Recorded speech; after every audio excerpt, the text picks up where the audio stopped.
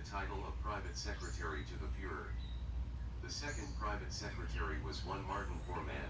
a mole-like man who preferred to burrow in the dark recesses of party life to further his intrigues and who, 149 once had served a year in prison for complicity in a political murder.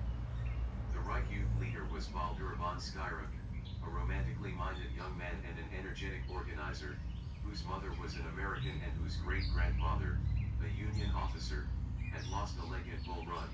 He told his American jailers at Nuremberg that he had become an anti-Semite at the age of 17 after reading a book called Eternal Jew, by Henry Ford. There was also Alfred Rosenberg, the ponderous, dim-wit Baltic pseudo-philosopher who, as we have seen, was one of Hitler's earliest mentors and who since the putsch of 1923 had poured out a stream of books and pamphlets of the most muddled content and style, culminating in a 700-page work entitled The Myth of the 20th Century. This was a ludicrous concoction of his half-baked ideas on Nordic supremacy, palmed off as the fruit of what passed for erudition in Nazi circles, a book which Hitler often said jokingly he had tried unsuccessfully to read and which prompted Squirreling, who fancied himself as a writer, to remark once that Rosenberg was a man who sold more copies of a book no one ever read than any other author, for in the first 10 years after its publication in 1930 it sold more than 500,000 copies. From the beginning to the end, Hitler always had a warm spot in his heart for this dull, stupid, fumbling man,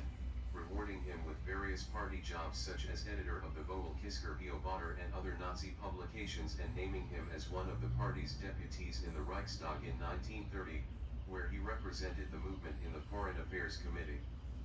Such was the conglomeration of men around the leader of the National Socialists. In a normal society they surely would have stood out as a grotesque assortment of misfits. But in the last chaotic days of the Republic they began to appear to millions of befuddled Germans as saviors. And they had two advantages over their opponents: they were led by a man who knew exactly what he wanted, and they were ruthless enough, and opportunist enough, to go to any lengths to help him get it. As the year of 1931 ran its uneasy course with 5 million wage earners out of work, the middle classes facing ruin, the farmers unable to meet their mortgage payments, the parliament paralyzed, the government floundering, the 84-year-old president fast sinking into the befuddlement of senility, a confidence mounted in the breasts of the Nazi chieftains that they would not have long to wait. As Gregor Strasser publicly boasted, all that serves to precipitate the catastrophe.